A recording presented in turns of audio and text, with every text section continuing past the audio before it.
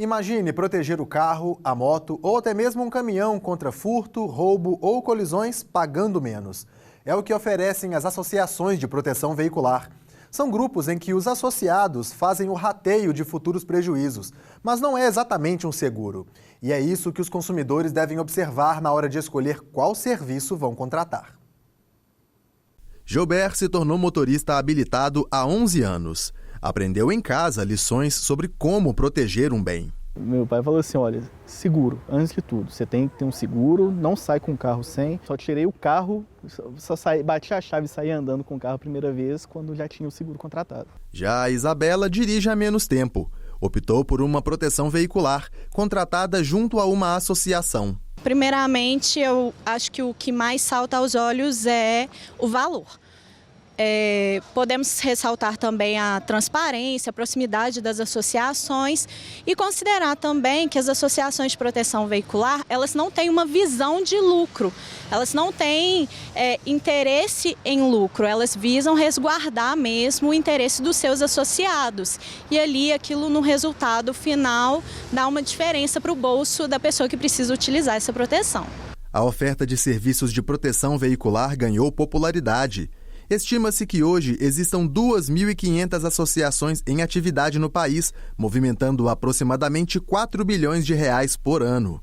O Brasil tem ainda 26 seguradoras operando no segmento automotivo, protegendo aproximadamente 17 milhões de veículos. Só nos primeiros 5 meses de 2019, arrecadaram um total de 14 bilhões de reais. Renato é o procurador-geral das entidades de socorro mútuo.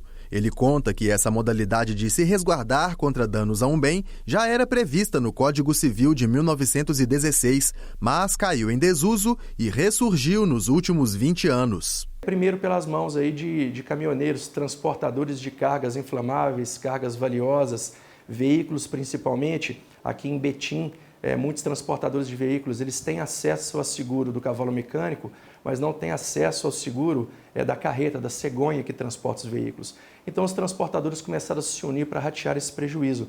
E isso foi crescendo através dos caminhoneiros. Chegava ao ponto de um caminhoneiro com um conjunto, o caminhão e a carreta, de R$200 mil, ter um preço anual de seguro de 40, 50 mil, totalmente inviável. Segundo ele, uma das diferenças entre seguradoras e associações de proteção veicular é que as últimas são menos restritivas para selecionar clientes. Com todas as restrições oferecidas aí pelo mercado de seguros, cada vez mais pessoas são excluídas desse mercado e perdem a oportunidade de proteger um bem. Existem pessoas que nunca tiveram essa oportunidade, seja pelo CEP onde residem, por ter um nome no serviço de proteção ao crédito e vários outros aí requisitos que as seguradoras exigem. Daí a importância das associações. Elas possibilitam essas pessoas que nunca tiveram ou deixaram de ter uma oportunidade de proteger o bem, essa possibilidade.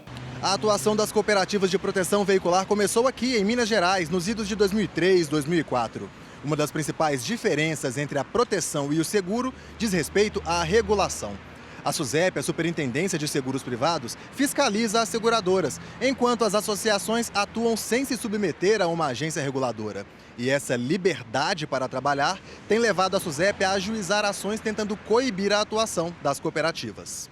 Nessas ações, a SUSEP tem vindo pedir a aplicação das penas. São penas altas, multas altas e a interrupção das atividades. Do ponto de vista administrativo, também há previsão de algumas penalidades pecuniárias, que sempre são altas, só que como elas não são caracterizadas como seguradoras, elas vão rebater isso judicialmente. Em nota, a assessoria de imprensa da SUSEP esclareceu que supervisiona o mercado de seguros e resseguro, capitalização e previdência complementar aberta.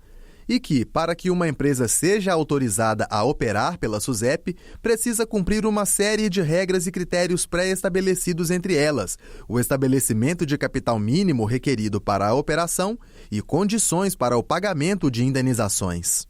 Apesar das diferenças, as duas modalidades demandam atenção do contratante. O Gilbert, que é analista de contratos, pede as propostas e lê tudo. Então eu vou abatendo, por exemplo, eu não viajo com o meu carro, então para que eu vou precisar de um reboque ilimitado? Preciso no máximo uns 200 quilômetros. viagens curtas. Então, isso já vai abatendo. Essa questão do carro reserva. Da última vez que eu renovei, eu tinha 20 dias de carro reserva, eu pedi para baixar, estou com carro reserva de 5 dias. Por quê? Hoje, com a facilidade que você tem de aplicativos, de mobilidade mesmo, se eu ficar sem carro, dá para se resolver de outras formas, não necessariamente pagar a mais para ter um carro reserva por um período grande. A Isabela, que é advogada, também sabe a importância de se pesquisar sobre a associação escolhida. Como tudo dentro de um contexto nacional, você tem os bons e tem os ruins. É onde as pessoas têm que realmente procurar saber quem é a associação, quem é a gestão dessa associação, qual é a forma de trabalho deles, acompanhar o seu regulamento, estatuto, prestação de contas. Por quê? Existem muitas associações que abrem e fecham suas portas em fração de segundos e várias pessoas, inclusive clientes meus, tiveram prejuízo. Isabela explica que, nesses casos, a saída é recorrer aos tribunais, mesmo que o próprio condutor seja um associado. Então, uma vez que eu ajuizo uma ação porque eu fui lesado por aquela associação, eu estou contra o CNPJ, a pessoa jurídica da associação, e não contra os associados. Porém, se ela fechou as portas, aonde eu vou achar a resposta para isso tudo? Vai ter que ter uma investigação, vai ter que procurar um profissional adequado para poder identificar aonde foi parar o patrimônio dessa associação, se houve algum ato de fraude dos diretores. De acordo com a desembargadora, embora seja um associado, o comprador da proteção veicular também consome um serviço. Portanto, está amparado pelo Código de Defesa do Consumidor e pode recorrer aos órgãos de proteção. PROCON, juizado especial, tentativa de um acordo extrajudicial, nos mesmos moldes que seria como seguradora normal.